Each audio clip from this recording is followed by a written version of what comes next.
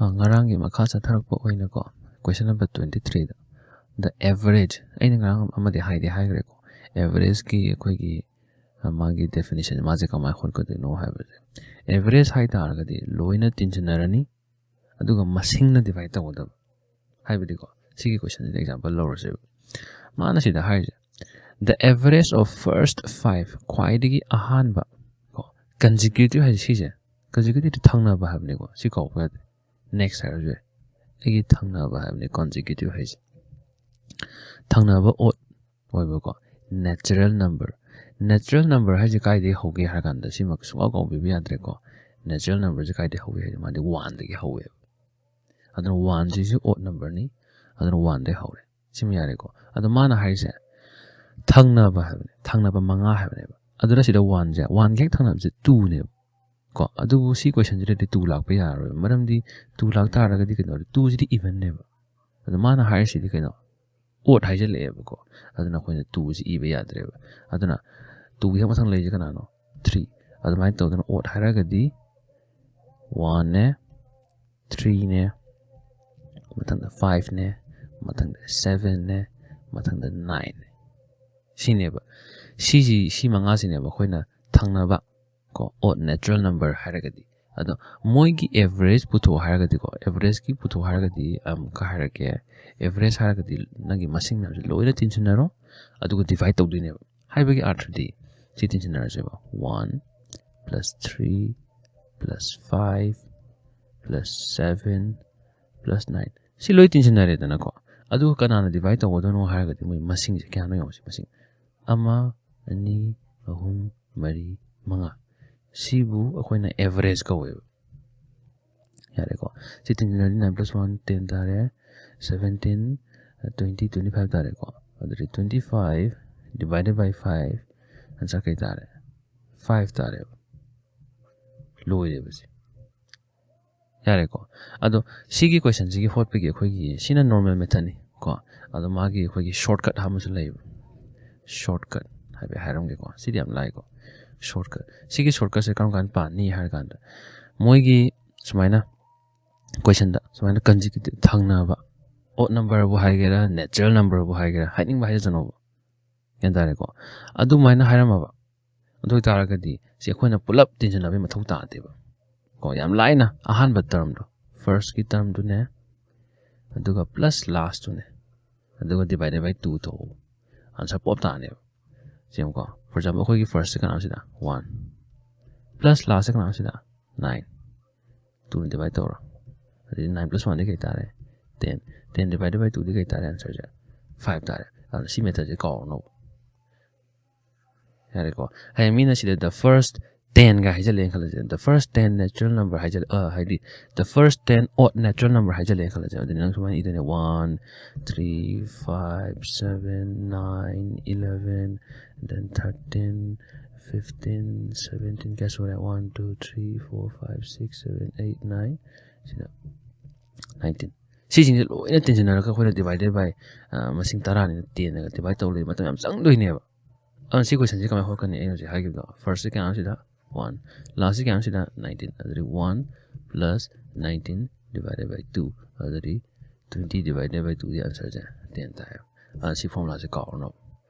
ahan bedane aroi bejene lawro adugo 2 ne divide to kam kan da sumaina khoi thangna bu gumba question pira ga di yare ko si khatan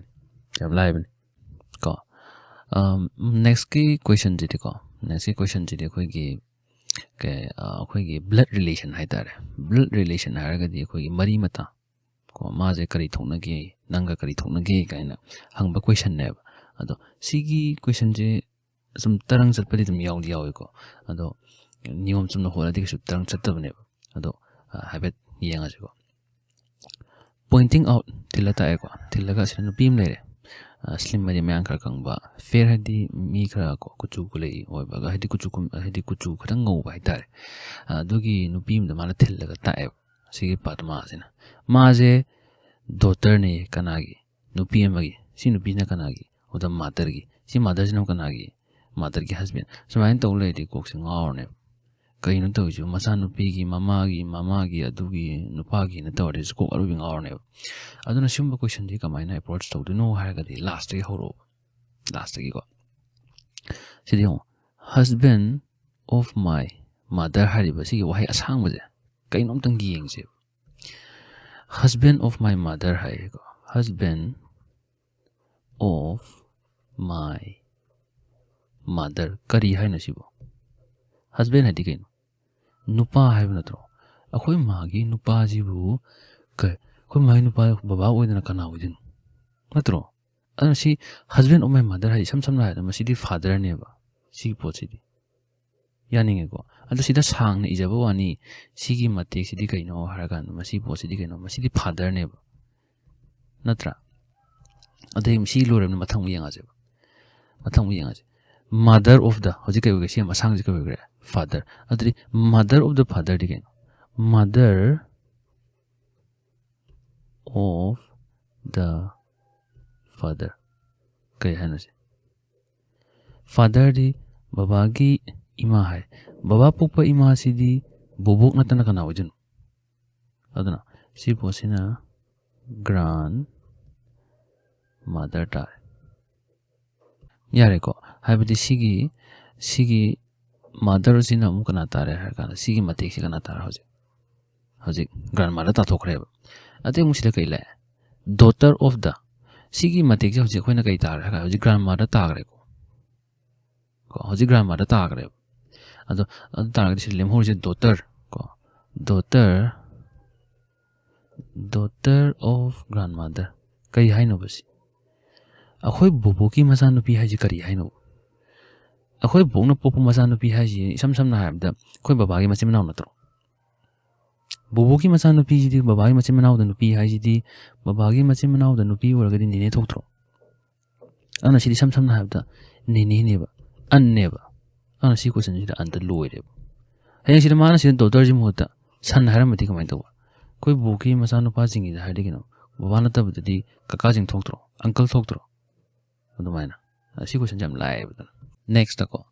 which one of the following is the largest sida piram yo masing jing da karamna khwai chawge habni ko ado si question jing je mathak som ta manadre makha su manadre ana si de khona divide tong da ba ya roi ko adu ge yenga se si ham besi lowers 5 divided by 5 si 8 ni yen je habni ado si mo khot pa ya dre maram di ye li masing jin chawre yare ko mi hadi mi ni pa da mi thai manga yelo ha cham mane ani ma sem je thungna ni da ko dui wan asi hot pa yadra bani na ko na ka dore 0 ma tor point nam jale point het nam gi baga sum 0 ma ha bani yare ko tara ga di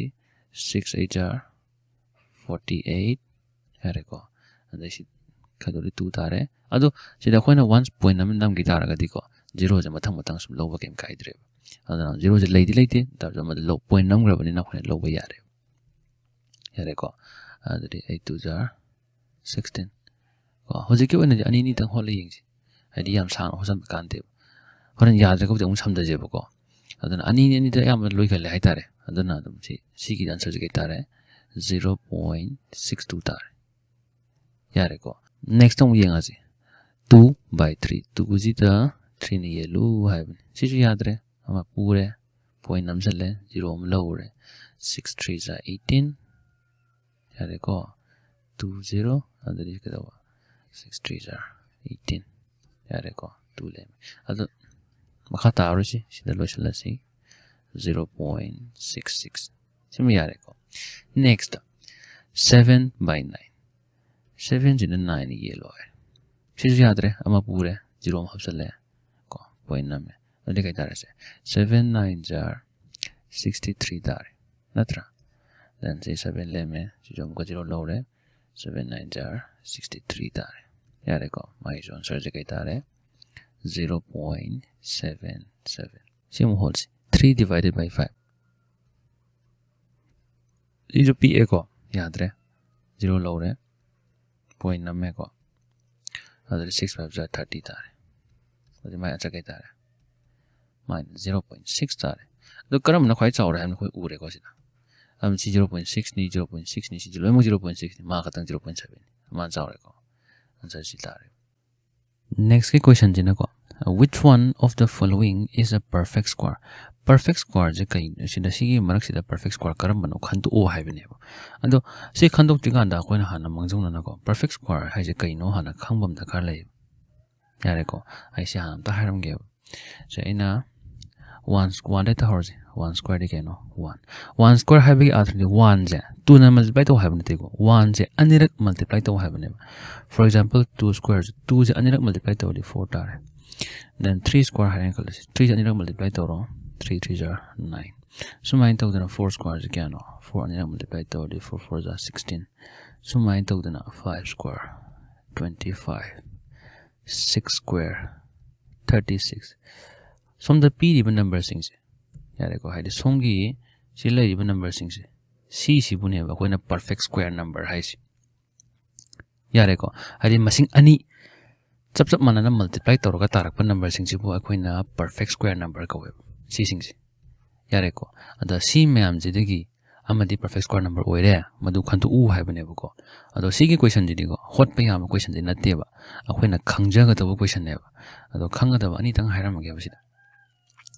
masing ama perfect square oige hai tara ga diko sigi 0 yaw masing ama perfect square oige hai tara ga 0 gi masing de nang thir ga yengo yare ko even number oige dong ne habadi pair lege dong ne si 0 0 mabani pair am sara ge na mabani pair am sara ge to mama than lemdra si yadre si perfect square not te perfect square oige de boy tara ga 0 je pair de lege dong ne hai even number oige dong ne say for example si wo ji ai to mazi pair le yai ko se then mazi smile there 0 mari words smile pair de lege da ado si de leitre da ko ado si me yadre aduga akhon na yamna section ga da ba mus leiba mun na yenga da ba hitare to si pattern je samana 1 2 3 4 haraga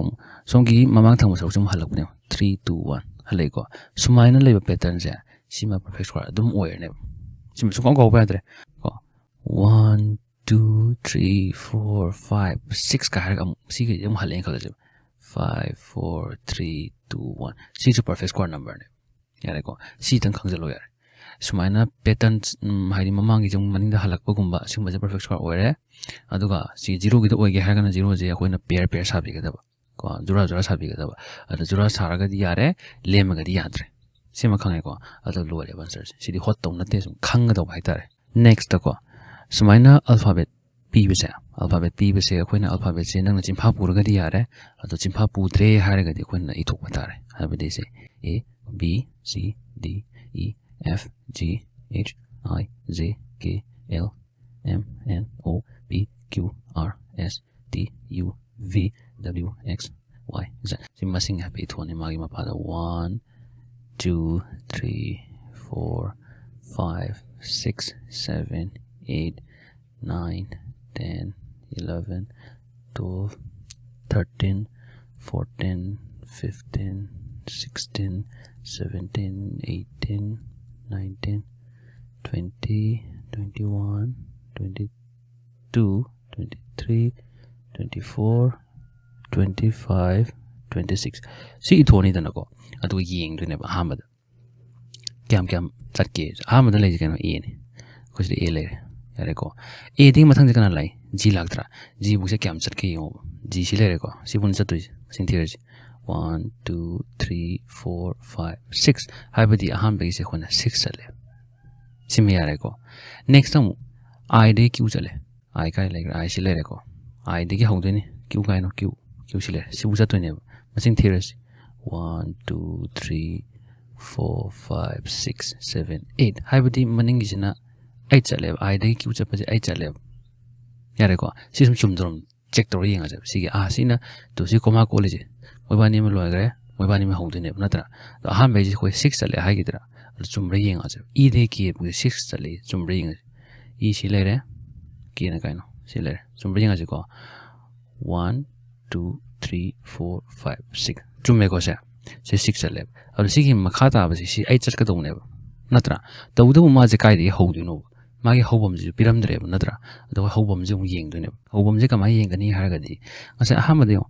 se ag le re g gi matung jana lai I lagtra habadi g dagi I line hai marak ama ka nai lor su ya na dra ani chong har su ya ꯌꯥꯔꯦꯀꯣ ꯑꯗꯨꯃꯥꯏꯅ ꯇꯧꯔꯕꯅꯤꯅ ꯁꯤꯗ ꯀꯦꯁꯦ ꯀꯦꯗꯒꯤꯁꯨ ꯑꯃ ꯀꯥꯟꯕ ꯅꯠꯇ꯭ꯔꯒ ꯑꯅꯤ ꯆꯣꯡꯉꯣꯏꯗ꯭ꯔꯥ ꯍꯥꯏꯕꯗꯤ ꯀꯥꯏ ꯂꯩꯈ꯭ꯔꯦ ꯀꯦꯁꯤ ꯂꯩ ꯀꯦꯗꯒꯤ ꯑꯃ ꯀꯥꯜꯂꯒꯗꯤ ꯀꯅꯥ ꯑꯣꯏꯗꯣꯏꯅꯣ ꯑꯦꯝꯗꯒꯤ ꯍꯧꯗꯣꯏꯅꯦꯕ ꯁꯤ ꯌꯥꯔꯦꯀꯣ ꯉꯁꯥꯏ ꯌꯦꯡꯉꯨꯁꯦ ꯖꯤꯗꯒꯤ ꯑꯥꯏ ꯆꯣꯡꯕꯁꯦ ꯖꯤꯗꯒꯤ ꯑꯥꯏꯁꯦ ꯑꯃ ꯀꯥꯟꯗ꯭ꯔꯥ ꯑꯁꯨꯃꯥꯏꯅ ꯇꯧꯗꯅ ꯀꯦꯗꯒꯤ ꯑꯃ ꯀꯥꯟꯊꯣꯛꯑꯗꯤ ꯁꯤꯗ ꯑꯦꯝ ꯂꯩꯔꯦ ꯑꯗꯨꯒ ꯂꯥꯁꯀꯤꯗꯤ ꯀꯌꯥ ꯆꯠꯀꯅꯤ ꯍꯥꯏꯕꯅꯣ 8 ꯆꯠꯀꯅꯤ ꯍꯥꯏꯕ ꯅꯠꯇ꯭ꯔꯥ ꯁꯤꯗ ꯑꯦꯝ ꯂꯩꯔꯦ ꯑꯦꯝꯗꯒꯤ 8 ꯆꯠꯂꯁꯤ ꯀꯣ 1 2 3 4 5 6 7 8 ꯑꯗꯨ ꯀꯩ ꯇꯥꯔꯦ ꯑꯟꯁꯔꯁꯦ ꯌꯨ ꯇꯥꯔꯦꯕ ꯑꯗꯨꯅ ꯃꯁꯤ ꯑꯦꯝ ꯌꯨ ꯑꯣꯏꯔꯅꯦꯕ ꯑꯗꯨꯅ ꯂꯣꯏꯔꯦ ꯌꯥꯝ ꯂꯥꯏꯀꯣ ꯁꯤꯝꯕ ꯑꯜꯐꯥꯕꯦꯠꯁꯤꯗꯤ ꯅꯦꯛꯁꯇꯀꯣ ꯗ ꯀꯣꯁ ꯄ꯭ꯔꯥꯏꯁ ꯍꯥꯏꯔꯒꯗꯤ ꯂꯩꯔꯨꯕ ꯃꯃꯜ ꯍꯥꯏꯗꯤ ꯁꯤ ꯄꯤ ꯑꯩꯈꯣꯏꯅ ꯂꯩꯔꯨꯕ ꯃꯃꯜꯅꯦ ꯁꯦꯂꯤꯡ ꯄ꯭ꯔꯥꯏꯁ ꯍꯥꯏꯔꯒꯗꯤ ꯑꯩꯈꯣꯏꯅ ꯌꯣꯟꯕꯒꯤꯀꯣ ꯁꯤ ꯑꯗꯨꯗꯤ ꯏꯁꯝ ꯁꯝꯅ ꯄ꯭ꯔꯣꯐꯤꯠ ꯂꯣꯁꯀꯤ ꯀꯣꯏꯁꯟꯅꯦꯕ ꯁꯤꯗꯤ ꯑꯗꯣ ꯁꯤꯒꯤ ꯑꯩꯈꯣꯏꯒꯤ ꯄ꯭ꯔꯣꯐꯤꯠ ꯂꯣꯁꯀꯤ ꯀꯣꯏꯁꯟꯁꯦ ꯍꯩꯒꯦ ꯍꯥꯏꯇꯥꯔꯒꯗꯤ ꯑꯩꯈꯣꯏꯅ ꯄ꯭ꯔꯣꯐꯤꯠ ꯀꯃꯥꯏꯅ ꯄꯨꯊꯣꯛꯀꯅꯤ ꯂꯣꯁ ꯀꯃꯥꯏꯅ ꯄꯨꯊꯣꯛꯀꯅꯤ ꯍꯥꯏꯕꯒꯤ ꯃꯇꯥꯡꯗ ꯈꯪꯕ ꯑꯃ ꯆꯪꯉꯦꯀꯣ ꯑꯗꯣ ꯁꯤꯒꯤ ꯐꯣꯔꯃꯨꯂꯥꯁꯦ ꯑꯩꯈꯣꯏꯅ ꯆꯤꯟꯐꯥ ꯄꯨꯕꯒꯤ ꯃꯊꯧꯗꯤ ꯇꯥꯗꯦꯕꯀꯣ ꯑꯩ ꯍꯥꯏꯐꯦꯠ ꯍꯥꯏꯔꯛꯀꯦꯕ ꯑꯩꯅ ꯀꯣꯂꯣꯝ ꯑꯃ ꯂꯩꯔꯨꯔꯦ ꯂꯨꯄꯥ 10ꯗ ꯂꯩꯔꯨꯕꯒꯤꯅꯤꯀꯣ ꯑꯩꯅ ꯁꯤꯗ ꯁꯤ ꯄꯤꯅ ꯍꯥꯏꯔꯤꯁꯦ ꯑꯩꯅ ꯏꯃꯥꯟꯅꯕꯁꯤꯗ ꯈꯗ꯭ꯔꯛ ꯃꯗꯛ ꯇꯧꯁꯜꯂꯒ ꯑꯇꯥꯡꯕꯅꯤ ꯍꯥꯏꯖꯤꯜꯂꯒ ꯑꯩꯅ ꯌꯣꯟꯁꯤꯜꯂꯦꯕ ꯂꯨꯄꯥ 35ꯗ ꯑꯗꯨ ꯁꯤ ꯀꯦꯁꯦ ꯑꯩ ꯃꯥꯡꯕ꯭ꯔꯥ ꯇꯣꯡꯕ꯭ꯔꯥ ꯑꯩ 10ꯗ ꯂꯩꯔꯨꯔꯦ 35ꯗ ꯌꯣꯟꯁꯤꯜꯂꯦ ꯑꯗꯨ ꯁꯤ ꯑꯩ ꯇꯣꯡꯉꯤꯀꯣ ꯇꯣꯡꯕꯅꯤꯅ ꯃꯁꯤ ꯑꯩꯈꯣꯏꯅ ꯄ꯭ꯔꯣꯐꯤꯠ ꯑꯅ ꯍꯥꯏꯔꯁꯨ ꯍꯥꯏ ꯅꯠꯇ꯭ꯔꯒꯅ ꯒꯦꯟꯁꯨ ꯍꯥꯏꯌꯦꯕ ꯑꯗ ꯑꯩꯅ ꯁꯤꯗ ꯇꯣꯡꯉꯤ ꯂꯨꯄꯥ ꯀꯌꯥꯅꯣ ꯂꯨꯄꯥ 5 ꯇꯣꯡꯉꯤꯅꯦꯕ ꯑꯗꯨ ꯁꯤꯗ ꯑꯩꯅ ꯂꯨꯄꯥ 5 ꯇꯣꯡꯕ ꯍꯥꯏꯁꯦ ꯀꯅꯥꯗꯒꯤ ꯀꯅꯥ ꯈꯥꯏꯗꯣꯔꯛꯏꯅꯣꯕ ꯁꯤꯒꯤ ꯑꯩꯅ ꯌꯣꯜꯂꯤꯕ 35ꯁꯤꯗꯒꯤ ꯁꯤ 10ꯁꯦ ꯈꯥꯏꯗꯣꯛꯄ ꯅꯠꯇ꯭ꯔꯣ ꯍꯥꯏꯕꯒꯤ ꯑꯥꯊ꯭ꯔꯗꯤ ꯄ꯭ꯔꯣꯐꯤꯠꯁꯤ ꯀꯃꯥꯏꯅ ꯄꯨꯊꯣꯛꯀꯅꯤ ꯁꯤꯗꯒꯤ 35ꯁꯤ ꯀꯩꯅꯣ ꯑꯦꯁ ꯄꯤ ꯃꯥꯏꯅꯁ ꯁꯤ ꯄꯤ ꯁꯤ ꯂꯣꯏꯔꯦꯕ ꯌꯥꯔꯦꯀꯣ ꯑꯗꯣ ꯁꯤꯒꯤ ꯁꯦꯝ ꯀꯣꯏꯁꯟꯁꯦ ꯑꯩꯅ ꯁꯤ ꯄꯤꯁꯦ ꯂꯨꯄꯥ 10ꯗ ꯂꯩꯔꯨꯔꯦꯀꯣ ꯍꯧꯖꯤꯛ ꯃꯥꯡꯍꯜꯂꯒꯦꯕ ꯑꯃꯨꯛ ꯑꯗ ꯑꯩꯅ ꯏꯃꯥꯟꯅꯕꯁꯤꯗ ꯑꯩꯅ ꯅꯨꯡꯁꯤꯗꯅ ꯑꯩꯅ ꯂꯨꯄꯥ 10ꯗ ꯂꯩꯔꯨꯁꯨ ꯑꯩꯅ ꯃꯉꯣꯟꯗ ꯂꯨꯄꯥ 5 ꯄꯤ ꯍꯥꯏꯔ ꯌꯣꯟꯁꯤꯜꯂꯦꯕ ꯌꯥꯔꯦꯀꯣ ꯑꯗꯣ ꯁꯤꯒꯤ ꯀꯦꯁꯁꯤꯗꯗꯤ ꯑꯩꯁꯦ ꯃꯥꯡꯉꯦꯕ ꯑꯩ ꯂꯨꯄꯥ 10ꯗ ꯂꯩꯖꯔꯨꯕꯅꯤ ꯑꯩꯅ 5ꯗ ꯌꯣꯜꯂꯦ ꯑꯩ ꯃꯥꯡꯉꯦꯀꯣ ꯁꯤꯗꯗꯤ ꯑꯗꯣ ꯃꯥꯡꯕꯗꯤ ꯀꯩꯗꯧꯔꯦ ꯂꯣꯁ ꯍꯥꯏꯔꯦꯕ ꯑꯗꯣ ꯃꯥꯡꯉꯤꯁꯦ ꯑꯩꯉꯣꯟꯗ ꯂꯨꯄꯥ ꯀꯌꯥꯅꯣ ꯂꯨꯄꯥ 5ꯅꯦꯕ ꯑꯗꯣ 5ꯁꯦ ꯀꯅꯥꯗꯒꯤ ꯀꯅꯥ ꯈꯥꯏꯗꯣꯔꯛꯏ ꯍꯥꯏꯔꯒꯗꯤ ꯁꯤꯒꯤ 10ꯁꯤꯗꯒꯤ 5ꯁꯦ ꯈꯥꯏꯗꯣꯛꯄꯅꯦꯕ ꯁꯤ 10ꯁꯦ ꯀꯩꯅꯣ ꯁꯤ ꯄꯤ ꯃꯥꯏꯅꯁ 5ꯁꯦ ꯀꯩꯅꯣ ꯑꯦꯁ ꯄꯤ ꯁꯤꯅꯦꯕ ꯁꯤ ꯐꯣꯔꯃꯨꯂꯥꯁꯦ ꯆꯤꯟꯐꯥ ꯄꯨꯕꯩ ꯃꯊꯧ ꯇꯥꯗꯦꯕ ꯁꯨꯃꯥꯏꯅ ꯁꯨꯝ ꯁꯥꯒꯠꯄ ꯌꯥꯏꯑꯕ ꯋꯥꯈꯟꯗ ꯌꯥꯔꯦꯀꯣ ꯑꯗꯨꯅ ꯂꯣꯁ ꯍꯥꯏꯔꯒꯗꯤ ꯁꯤ ꯄꯤ ꯃꯥꯏꯅꯁ ꯑꯦꯁ ꯄꯤ ꯄ꯭ꯔꯣꯐꯤꯠ ꯍꯥꯏꯔꯒꯅ ꯑꯦꯁ ꯄꯤ ꯃꯥꯏꯅꯁ ꯁꯤ ꯄꯤ ꯁꯤ ꯈꯪꯉꯗꯤ ꯑꯗꯨꯝ ꯂꯣꯏꯔꯦꯕ ꯌꯥꯔꯦꯀꯣ ꯀꯣꯏꯁꯟ ꯆꯠꯊꯔꯁꯤ ꯃꯈꯥ ꯃꯥꯅ ꯁꯤꯗ ꯍꯥꯏꯔꯤꯁꯦ ꯗ ꯀꯣꯁ ꯄ꯭ꯔꯥꯏꯁ ꯑꯣꯐ 3 ꯄꯦꯟ ꯑꯩꯅ ꯀꯣꯂꯣꯝ 3 ꯂꯩꯔꯨꯕꯒꯤ ꯃꯃꯜ 3 CP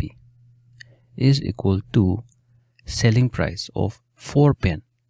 ꯑꯩꯅ ꯀꯣꯂꯣꯝ 3 ꯂꯩꯔꯨꯕꯒꯤ ममꯜꯁꯦ ꯀꯣꯂꯣꯝ 4 ꯌꯣꯟꯕꯒ ꯃꯥꯟꯅꯩ ꯍꯥꯏ ꯑꯗꯨ ꯁꯤ ꯃꯥꯡꯕ ꯃꯥꯟꯕ꯭ꯔꯥ ꯇꯣꯡꯕ ꯃꯥꯟꯕ꯭ꯔꯥ ꯑꯩꯅ ꯀꯣꯂꯣꯝ 3 ꯂꯩꯖꯔꯨꯔꯦꯕ ꯑꯗꯨ ꯂꯩꯔꯨꯕꯒꯤ ममꯜꯁꯦ ꯀꯣꯂꯣꯝ 4 ꯌꯣꯟꯕꯒ ꯆꯞ ꯃꯥꯟꯅꯩꯕ ꯑꯗꯨ ꯌꯣꯟ 3 ꯄꯤꯊꯣꯛꯄꯅ 4 ꯑꯗꯨꯗꯤ ꯁꯤ ꯃꯥꯡꯉꯤꯔꯣ ꯇꯣꯡꯉꯤꯔꯣ 3ꯗ 4 ꯄꯤꯊꯣꯛꯈ꯭ꯔꯦ ꯑꯗꯨ ꯁꯤ ꯃꯥꯡꯖꯗ꯭ꯔꯣ ꯁꯤꯒꯤ ꯀꯦꯁꯁꯦ ꯂꯣꯁꯅꯦꯕ ꯌꯥꯔꯦꯀꯣ ꯑꯗꯨꯅ ꯀꯣꯏꯁꯟꯗ ꯂꯣꯁ ꯑꯝꯇꯪ ꯌꯥꯎꯔꯝ ꯇꯥꯔꯒꯗꯤ ꯂꯣꯁꯇ ꯈꯟ ꯌꯥꯕꯅꯦꯕ ꯇꯧꯕꯇꯕꯨ ꯂꯣꯁ 2 ꯄꯤꯔꯝꯃꯦꯕ ꯁꯤ ꯑꯅꯤꯁꯤꯃꯅꯨꯡꯗ ꯑꯃꯗꯤ ꯑꯣꯏꯗꯣꯔꯕꯅꯦꯕ ꯁꯤꯗꯤ ꯁꯣꯏ ꯑꯣꯏꯔꯣꯏꯕ ꯁꯤ ꯀꯣꯏꯁꯟꯁꯦ ꯌꯥꯔꯦꯀꯣ ꯑꯗꯨꯅ ꯁꯤ ꯍꯣꯠꯄ ꯌꯥꯅꯕꯒꯤꯗꯃꯛꯇ ꯑꯝꯇ ꯑꯩꯈꯣꯏꯅ ꯁꯤ ꯄꯤꯁꯤ ꯀꯌꯥ ꯄꯤ ꯀꯩꯝ ꯈꯪꯗꯕꯅꯤꯅ ꯑꯩꯈꯣꯏꯅ ꯄꯪꯂꯧ ꯂꯧꯁꯜꯂ ꯍꯣꯠꯄ ꯌꯥꯏꯑꯕ ꯑꯗꯣ ꯁꯤ ꯂꯥꯏꯅꯕ ꯑꯩꯅ ꯁꯤꯒꯤ ꯁꯤ ꯄꯤꯁꯦ ꯀꯣꯂꯣꯝꯁꯦ ꯑꯩꯅ ꯂꯨꯄꯥ 1 ꯄꯤꯅ ꯈꯜꯂ ꯍꯣꯠꯆꯜꯂꯒꯦ ꯂꯨꯄꯥ 1 ꯑꯗꯨꯗꯤ ꯀꯣꯂꯣꯝ 3 ꯂꯩꯕꯗꯤ ꯂꯨꯄꯥ ꯀꯌꯥ ꯇꯥꯔꯦ ꯀꯣꯂꯣꯝ ꯑꯃꯗ ꯑꯩꯅ ꯂꯨꯄꯥ 1 ꯂꯧꯁꯟꯈ꯭ꯔꯦ ꯑꯗꯨꯗꯤ ꯀꯣꯂꯣꯝ 3ꯒꯤꯗꯤ ꯂꯨꯄꯥ ꯀꯌꯥ ꯇꯥꯔꯦ ꯂꯨꯄꯥ 3 ꯇꯥꯔꯦꯀꯣ ꯍꯥꯏꯗꯤ 3 ꯇꯥꯔꯦ ꯁꯤ ꯀꯅꯥꯒ ꯃꯥꯟꯅꯗꯣꯏꯅꯣ ꯍꯧꯖꯤꯛ ꯀꯌꯥꯒ ꯃꯥꯟꯅꯩ ꯍꯥꯏ ꯀꯣꯂꯣꯝ 4 ꯌꯣꯟꯕꯒꯤ SP 4 SP ꯑꯗꯨ ꯑꯣꯏꯕ ꯇꯥꯔꯒꯗꯤ ꯑꯩꯅ SP ꯑꯃꯒꯤꯁꯦ ꯀꯌꯥ ꯄꯨꯊꯣꯛꯀꯅꯤ ꯍꯥꯏꯔꯒꯗꯤ ꯁꯤꯒꯤ 4ꯁꯦ ꯁꯣꯝꯗ ꯊꯥꯡꯉꯣ ꯁꯤꯗ ꯂꯩꯔꯤꯁꯤꯗꯤ 4 SP ꯍꯥꯏꯗꯤ ꯀꯣꯂꯣꯝ 4 ꯌꯣꯟꯕ ꯍꯥꯏꯕꯅꯦꯕ ꯑꯩꯅ ꯑꯃꯒꯤ ꯈꯪꯅꯤꯡ ꯇꯥꯔꯒꯗꯤ ꯁꯤꯒꯤ 4 ꯁꯣꯝ ꯊꯥꯡꯗꯣꯛꯈꯤꯗꯣꯏꯅꯦꯕ ꯃꯦꯠꯁꯇꯗꯤ ꯁꯨꯃꯥꯏꯅ ꯂꯩꯕ ꯁꯣꯝ ꯊꯥꯡꯉꯗꯤ ꯀꯩ ꯂꯥꯛꯀꯅꯤ ꯗꯤꯚꯥꯏꯠ ꯂꯥꯛꯀꯗꯣꯏꯅꯦꯕ implies ꯀꯩ ꯇꯥꯔꯦ 3/4 ꯇꯥꯔꯦ ꯑꯩꯅ ꯀꯣꯂꯣꯝ ꯑꯃ ꯂꯩꯔꯨꯕꯅ ꯂꯨꯄꯥ 1ꯗ ꯑꯩꯅ ꯌꯣꯟꯕꯅ ꯀꯌꯥꯗ ꯌꯣꯜꯂꯕ 3/4ꯗ ꯌꯣꯜꯂꯦꯕ ꯑꯩꯅ ꯉꯁꯥꯏ ꯂꯣꯁ ꯑꯣꯏꯅꯤ ꯍꯥꯏꯒꯦꯀꯣ ꯑꯗꯨ ꯑꯣꯏꯕ ꯇꯥꯔꯒꯗꯤ ꯂꯣꯁꯁꯦ ꯀꯌꯥꯅꯣ ꯁꯤ ꯄꯨꯊꯣꯛꯑꯁꯦꯕ ꯂꯣꯁ ꯑꯩ ꯉꯁꯥꯏ ꯍꯥꯏꯈ꯭ꯔꯦ ꯂꯣꯁ ꯀꯌꯥꯅꯣ ꯁꯤꯗ ꯂꯣꯁꯁꯦ ꯀꯌꯥꯅꯣ CP minus SP ꯑꯩ CP ꯀꯌꯥꯅꯣ ꯉꯁꯥꯏ ꯂꯨꯄꯥ 1 minus SP SPꯗꯤ ꯀꯌꯥꯅꯣ 3/4 ꯌꯥꯔꯦꯀꯣ ꯑꯗꯣ ꯑꯩꯗꯤ ꯁꯤ ꯍꯣꯠꯄ ꯅꯨꯡꯉꯥꯏꯅꯕ 1ꯒꯤ ꯃꯍꯨꯠꯇ ꯁꯤꯗ ꯁꯣꯝꯗ ꯃꯈꯥꯗ 4 ꯂꯩꯕꯅꯤꯅꯀꯣ ꯐ꯭ꯔꯦꯛꯁꯟꯁꯤꯗꯤ ꯃꯈꯥ ꯃꯥꯟꯅꯔꯗꯤ ꯍꯣꯠꯄ ꯌꯥꯏꯑꯕ ꯑꯗꯨꯅ ꯑꯩꯅ 1ꯁꯤꯗꯤ ꯁꯨꯝ 4/4 ꯅ ꯍꯥꯏꯔ ꯍꯣꯠꯂꯒꯦ ꯂꯥꯏꯅꯕ ꯑꯗꯨ ꯑꯣꯏꯇꯥꯔꯒꯗꯤ ꯃꯈꯥ ꯃꯥꯟꯅꯔꯦ ꯃꯈꯥ ꯃꯥꯟꯅꯔꯒꯗꯤ ꯁꯤ ꯗꯥꯏꯔꯦꯛ ꯁꯨꯃꯥꯏꯅ ꯇꯧꯔ ꯍꯣꯠꯄ ꯌꯥꯏꯑꯕ ꯃꯈꯥ ꯃꯥꯟꯅꯗ꯭ꯔꯒꯗꯤ ꯁꯨꯃꯥꯏꯅ ꯗꯥꯏꯔꯦꯛ ꯍꯣꯠꯄ ꯌꯥꯗꯦꯀꯣ ꯑꯗꯨ ꯑꯟꯁꯔ ꯀꯩ ꯇꯥꯔꯦ 1/4 ꯇꯥꯔꯦꯕ ꯑꯟꯁꯔꯁꯦ ꯑꯗꯣ ꯀꯣꯏꯁꯟꯗ ꯂꯣꯁꯇꯪ ꯍꯥꯏꯔꯝꯃꯒꯗꯤ 1/4 ꯍꯥꯏꯔꯒ ꯑꯗꯨꯝ ꯂꯣꯏꯔꯕꯅꯦꯕ ꯑꯗꯨꯕꯨ ꯁꯤꯗꯗꯤ ꯃꯥꯅ ꯀꯩ ꯑꯃꯨꯛ ꯍꯥꯏꯔꯝꯃꯦ ꯂꯣꯁ ꯄꯥꯔꯁꯦꯟ ꯑꯅ ꯑꯃꯨꯛ ꯇꯧ ꯂꯩꯔꯝꯃꯦꯕ ꯌꯥꯔꯦꯀꯣ ꯑꯗꯣ ꯂꯣꯁ ꯄꯥꯔꯁꯦꯟꯒꯤ ꯐꯣꯔꯃꯨꯂꯥꯁꯤ ꯀꯩꯅꯣ ꯍꯥꯏꯔꯒꯗꯤ ꯌꯥꯝ ꯂꯥꯏ ꯄꯥꯔꯁꯦꯟꯇꯦꯖ ꯍꯥꯏꯕꯅ 100ꯅꯗꯤ ꯃꯜꯇꯤꯄ꯭ꯂꯥꯏ ꯇꯧꯔꯅꯤ ꯅꯠꯇ꯭ꯔꯥ ꯑꯗꯣ ꯁꯤ ꯀꯃꯥꯏꯅ ꯄꯨꯊꯣꯛꯀꯗꯣꯏꯅꯣ ꯍꯥꯏꯔꯒꯗꯤ ꯅꯪꯒꯤ ꯍꯧꯖꯤꯛꯀꯤ ꯂꯣꯁꯇꯣ ꯏꯕꯤꯔꯣ ꯗꯤꯚꯥꯏꯗꯦꯠ ꯕꯥꯏ ꯅꯪꯒꯤ CPꯗꯣ ꯏꯕꯤꯔꯣ ꯑꯗꯨꯒ ꯏꯟꯇꯨ 100% ꯁꯤꯅ ꯑꯩꯈꯣꯏꯅ ꯂꯣꯁ ꯄꯥꯔꯁꯦꯟ ꯄꯨꯊꯣꯛꯄꯒꯤ ꯐꯣꯔꯃꯨꯂꯥꯅꯦ ꯑꯩ ꯍꯧꯖꯤꯛ ꯂꯣꯁꯇꯣ ꯀꯌꯥꯅꯣ 1/4 ꯇꯥꯈ꯭ರೆ ꯏꯀꯣꯁ ꯇꯨ 1/4 ꯇꯥꯔꯦ ꯗꯤꯚꯥꯏꯗꯦꯠ ꯕꯥꯏ CPꯗ ꯍꯧꯖꯤꯛ ꯀꯌꯥꯅꯣ CPꯗꯤ 1 ꯌꯥꯔꯦꯀꯣ ꯏꯟꯇꯨ 100% ꯁꯤ ꯌꯦꯡꯉꯣꯅꯦ ꯁꯤꯗ 1ꯅ ꯗꯤꯚꯥꯏꯠ ꯇꯧꯕ ꯍꯥꯏꯗꯤ ꯃꯁꯥ ꯑꯗꯨꯝ ꯇꯥꯗꯧ ꯂꯩꯔꯕꯅꯤ ꯍꯥꯏꯕꯒꯤ ꯑꯥꯊ꯭ꯔꯗꯤ 1/4 ꯏꯟꯇꯨ 100% ꯀꯌꯥ ꯇꯥꯔꯦ ꯁꯤꯅ 4ꯅ ꯀꯛꯑꯗꯤ 25% ꯑꯗꯨꯗꯤ ꯀꯌꯥ ꯇꯥꯔꯦ ꯁꯦ ꯂꯣꯁ 25% ꯇꯥꯔꯦ ꯌꯥꯝ ꯂꯥꯏꯀꯣ ꯁꯤ ꯐꯣꯔꯃꯨꯂꯥ ꯁꯥꯒꯠꯄꯁꯦ ꯍꯩꯔꯣ ꯌꯥꯔꯦ ꯑꯗꯨꯒ